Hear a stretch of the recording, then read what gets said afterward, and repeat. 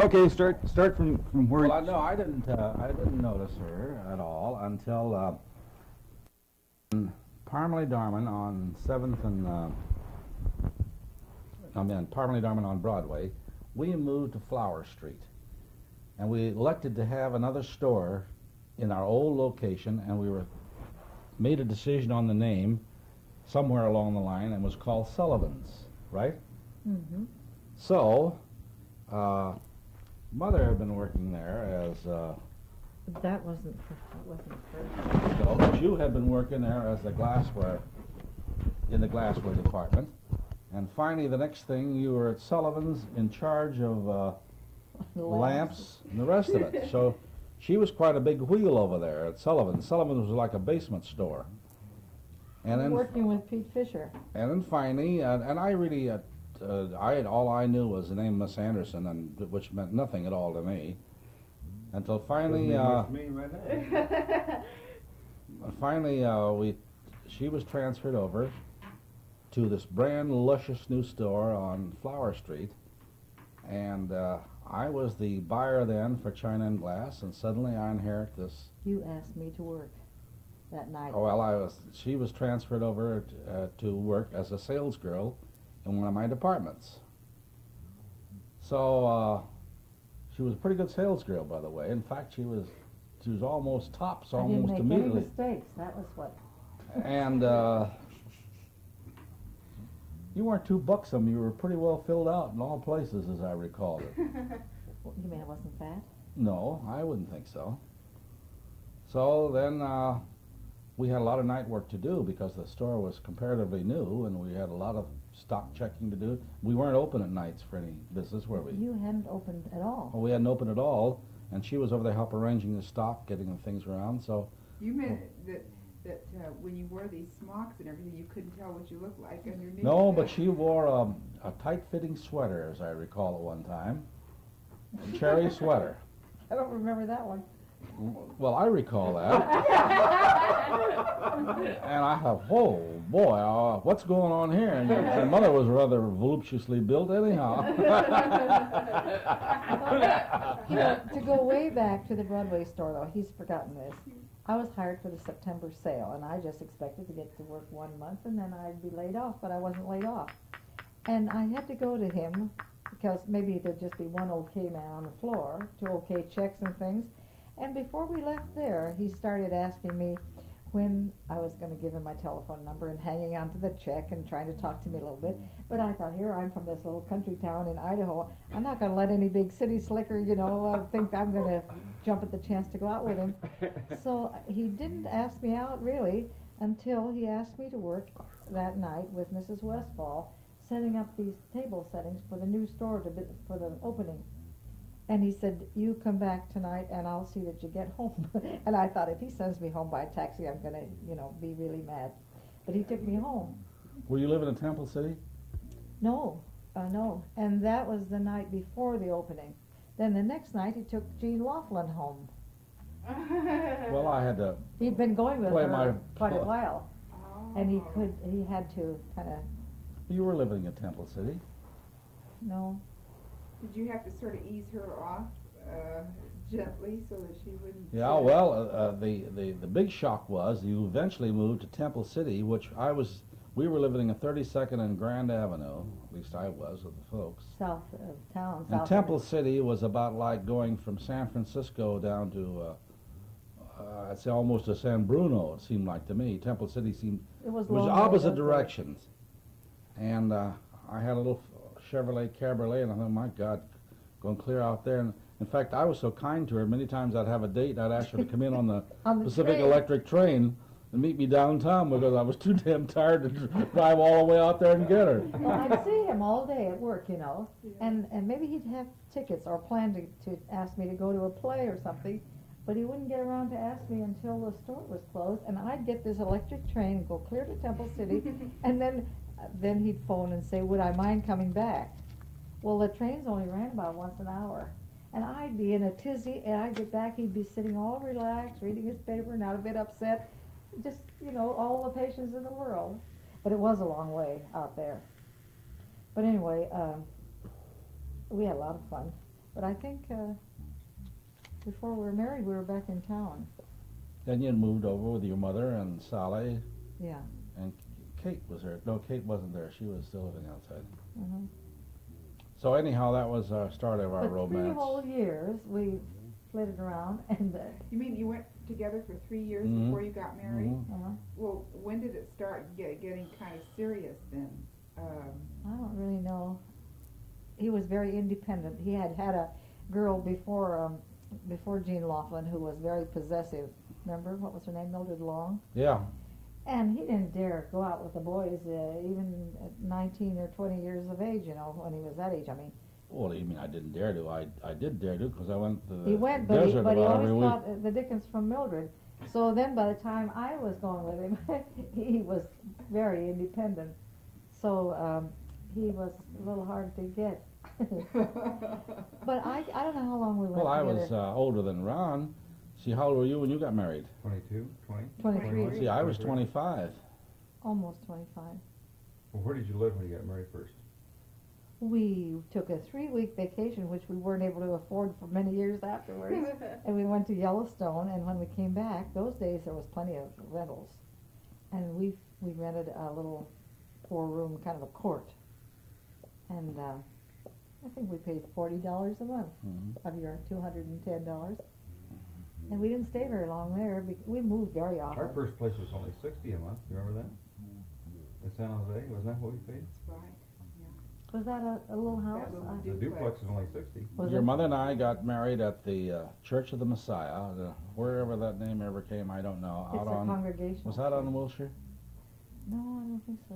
I think Anyhow, the Church of the Messiah, and we're like everybody else. Nobody had any money, and her family had no money, and I'm sure I didn't have very much. But we had quite a lot of friends in the trade, and I had a very good friend who was in the florist business. And Lord, he decorated that church with floral, a fellow by the name of Green, you recall, and beautifully. Mhm. Oh, And Harold Brewer helped him. And we were married there at the night that Amos and Andy were on. In fact, Amos and Andy was broadcasting across the You could street. hear that with the time our music. While the for music was going on, Amos and Andy was also going on across the street. at a radio store, you know. Well, anyhow, we have this guy, and we have a nice crowd there, and we were all set. And tell him what the minister said to you, which I think was a classic. Well, he just asked me if I took this man to be my lawfully wedded wife, and I corrected him, and he Oh no, he said, said, he said, now you say, I, Laura May Anderson, take this man to be my lawfully wedded wife. And she says, I, Laura May Anderson, take this man to be my lawfully wedded husband. And a great titter goes through the whole audience. Everybody caught the mistake.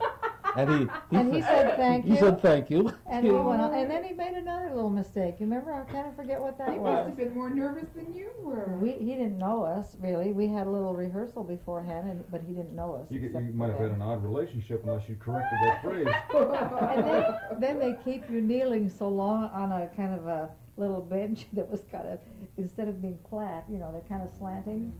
Gosh, I thought we were going to slip and fall on the floor before the thing was over. So I had bought, I guess maybe 6 months before, a brand new DeSoto. And I suppose brand new then I could buy a DeSoto for about $1,400. $1,400 or $1,500. And I got side wheel mounts on them, you know what I mean? Fender So, wells. Fender wells. And boy, this was a pretty classy looking car, and we decided to take off.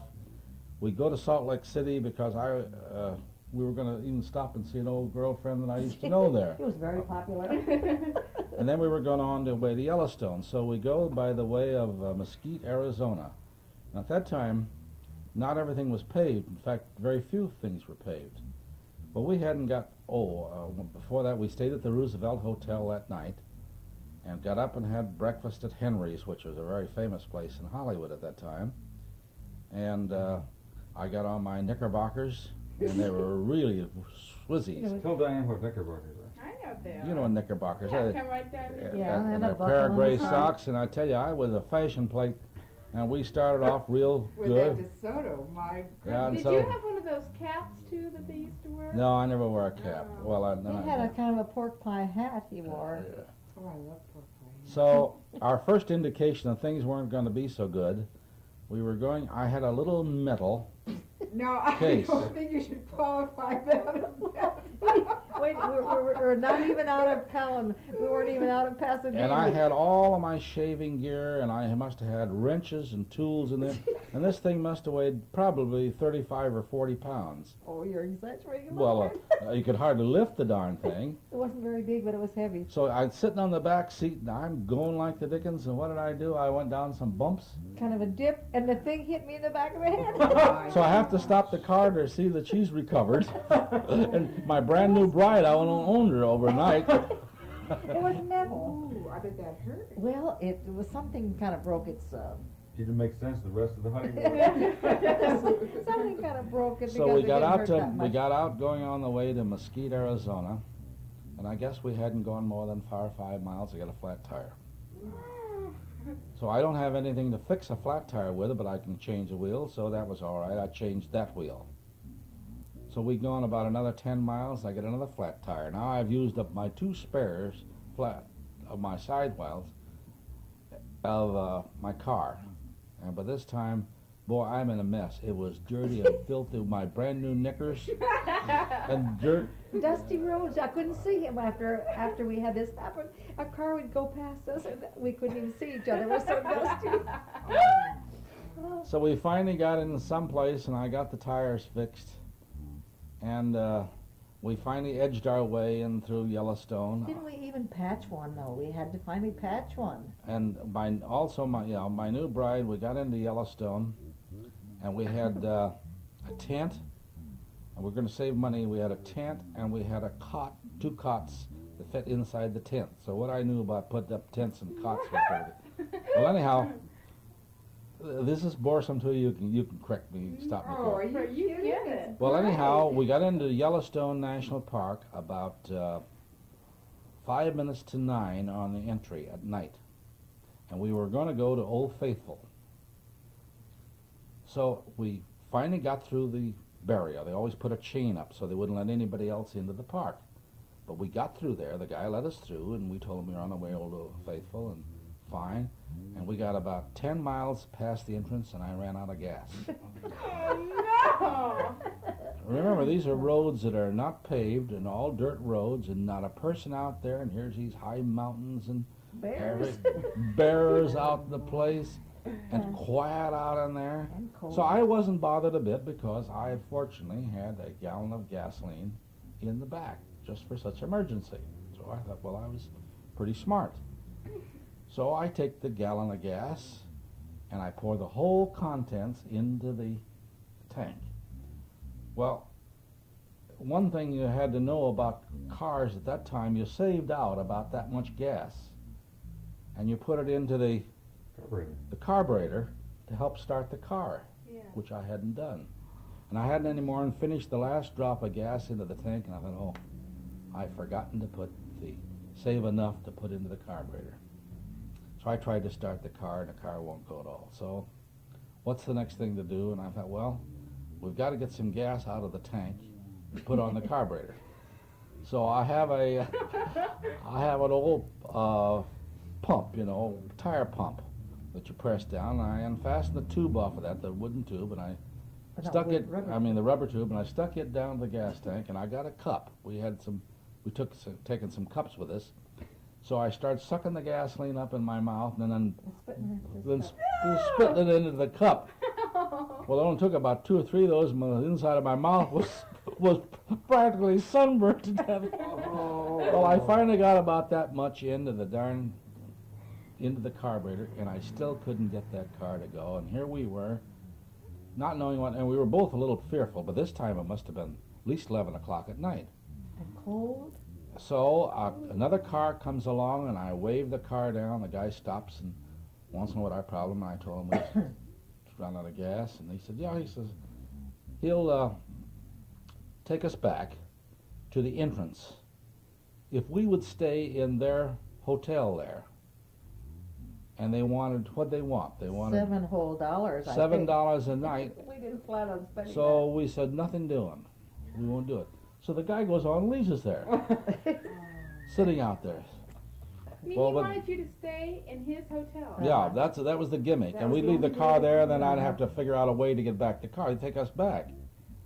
So we said no. At first we couldn't afford $7, so we wouldn't go. So we thought, well, we'll weather it out. So we fiddled around there, I guess, again for about another 15 or 20 minutes, and I started the car, and it took hold. Well, with that, we take off to Old Faithful with my 1 gallon of gas, and I make Old Faithful. I guess we get in there about, perhaps maybe 1 or 2 o'clock in the morning, and I proceeded to set up the tent as best as I knew how, which wasn't very good, and we put the cots inside the tent. Well, the only thing we forgot, the cots, the It was a double cot, honey, because Yeah, your double side cot. kept going in the mud. legs, He was heavier than I was. the legs on the cot were just steel pipes, see? And instead of putting something under the steel pipes, I just put them out on the ground. Well, of course, I weighed about 185 pounds, and your mother weighed probably about 125. So we've gotten to bed fine. But along towards morning, I found somebody up on top of me, and I'm looking up. I'm looking up. I'm laying down here on the ground with the top end. The cot's up here, and mother's laying sleeping up practically on top of me. Well, with that, His side had gone in the mud. Them gone. all the legs just sunk right down in the mud, and of course, mother's up there. Well, with that, and then the tent fell down on us because so we got rid of the He tent just took the couch and threw it outside, and we laid the rest of the night on the ground. on the blankets. Oh, and that's the only time on the whole time we were gone that we ever tried to unfold that outfit again. Because those days, for $1, if you had your bedding, you could sleep in little, they had some little cabins that belonged to the national parks. So then when we leave Yellowstone National Park, we're on to the greatest thing in your mother's life, and that was to visit her relatives, Show my who husband have off. never seen me.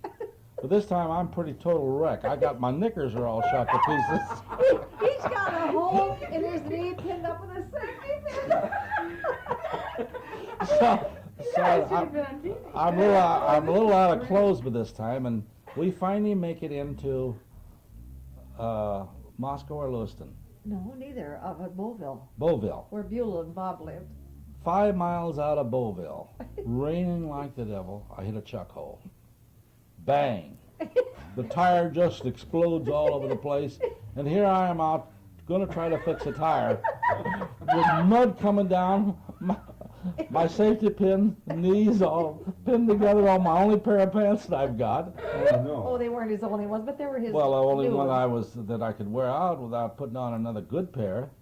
So we finally messed around and got that, and we drove into their house. You know what he said to me, though? He says, if anybody ever gets me up in this godforsaken country again, I'll sure know it. Because when I was beginning to recognize this is Fosbury's Dairy Farm, and this is where Mrs. So-and-so lives, you know, and I was just getting more excited by the minute, and he hit this thing, and it cost $4 to have his tire vulcanized.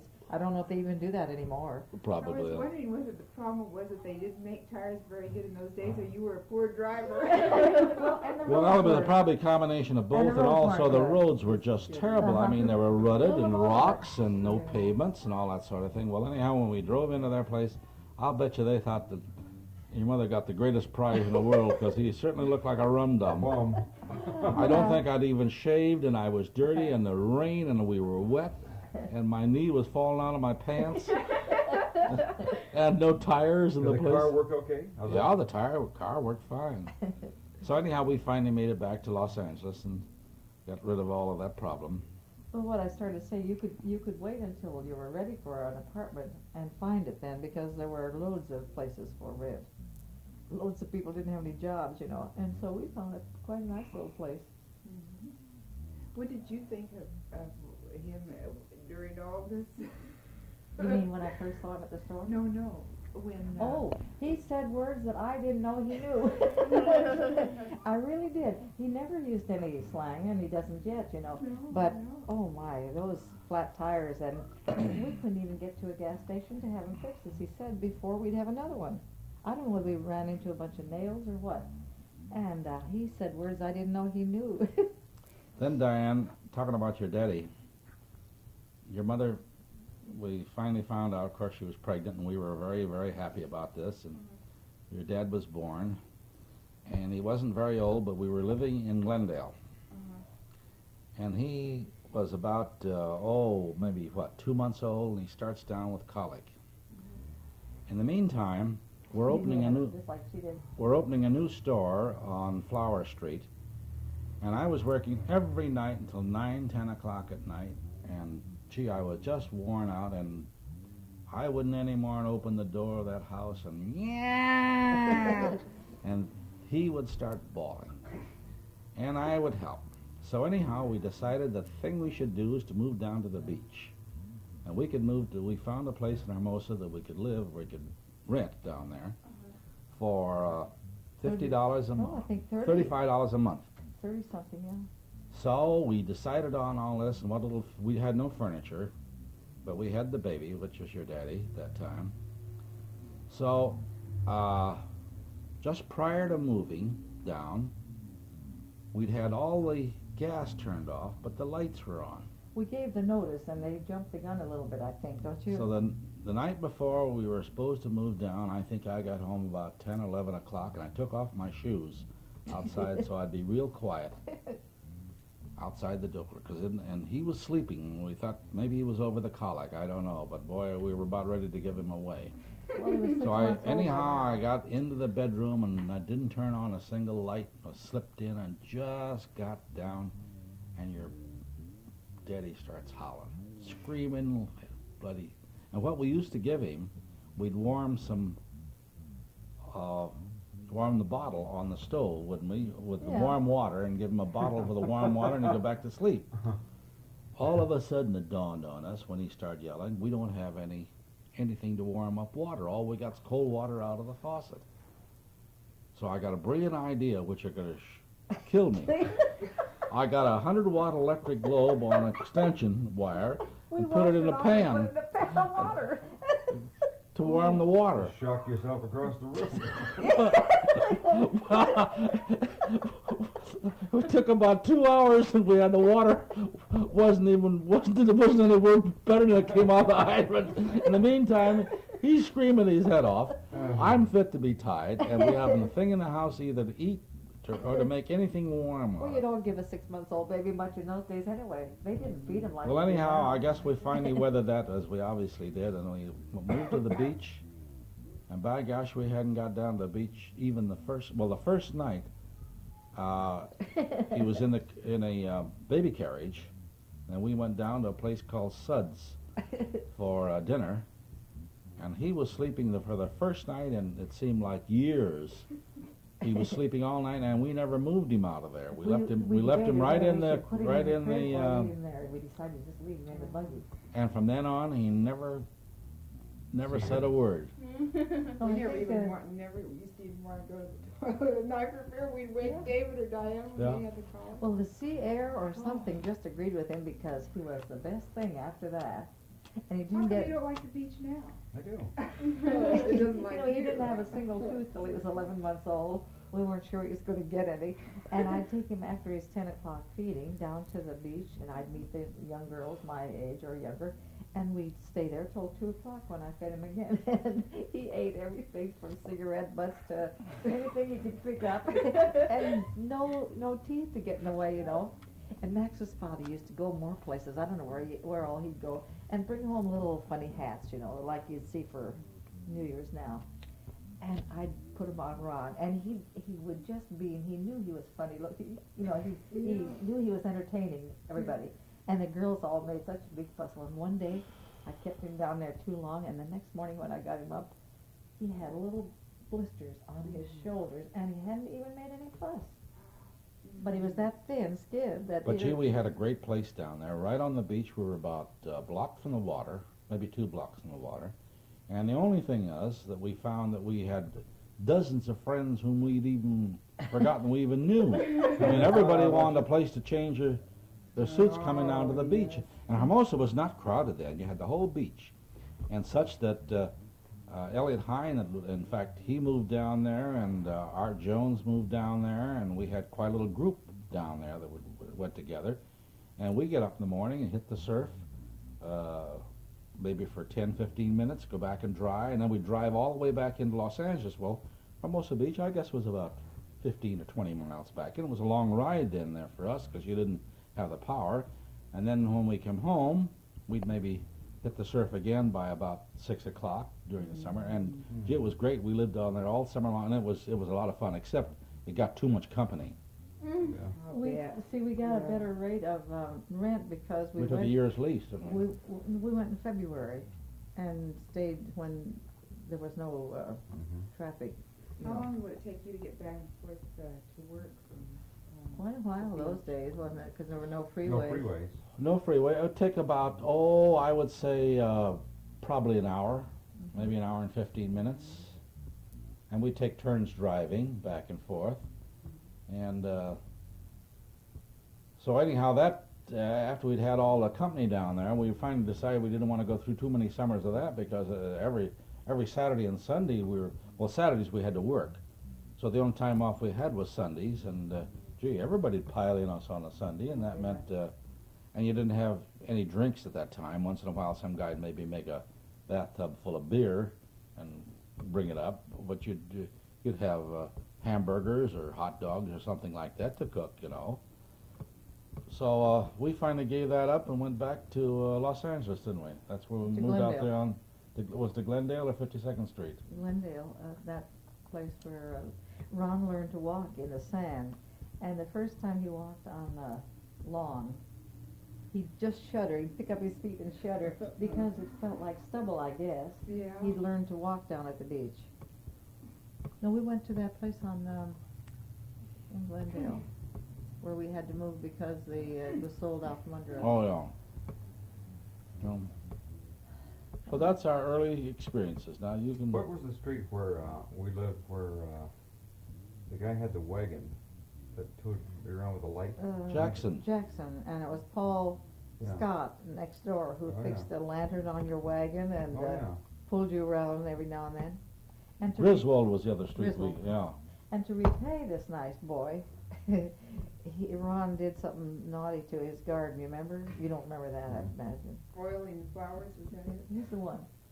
He oiled their flowers. We still have that blanket that I painted orange. That's that same Yeah, house. that's it. This boy, I don't think he was very old, but I thought at the time he was old enough to be doing something besides just puttering with his garden. But anyway, he sent to Georgia. Camellias were not common then. And he sent to Georgia for 3 little tiny plants about this big, and he planted them on our side of their house by our driveway. And Ron took an oil can and he oiled them all, every leaf. And Paul came, and he was just Was like, it dark oil? yes, and It's the best I could find. he was just like, you didn't see an agapantha bloom, you know? Well, he had a clipper, and he was always cutting off the heads off of things. So this, Imagine that poor. I had to put up with it, but this guy came over and he told him what Ron had done. And I said, well, Paul, I don't know what to do with him. I said, you just do anything you want to do him, and maybe it'll upset him enough that he will leave things alone. Well, he didn't do a thing to him, but he took a nice pan of mild soap suds, and he washed every leaf. And you know they're tall as that house now. They're still there. It's still there. Yes, I saw The them. house is still there. How long ago? When did you see it? Oh gosh, it hasn't been more than 3 or 4 years. I went to see Mrs. Scott.